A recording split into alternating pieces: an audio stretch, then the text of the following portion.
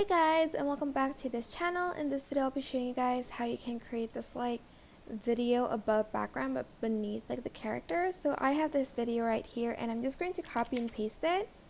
Go to cutout and select auto cutout on the second video and simply put in whatever video you want underneath that, maybe like this video.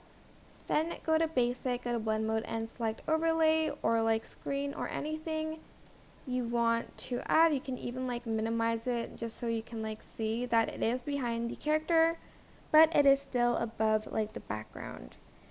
But yeah, that is it. Super simple. It's better if you just add in a pattern over it rather than a whole video. But I hope this tutorial was helpful for you guys.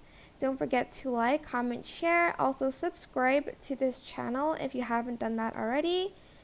If you have any questions, just leave it in the comment section down below and I'll try my best to answer them all for you guys. And if you found this video helpful, please click the thanks button above the description box down below.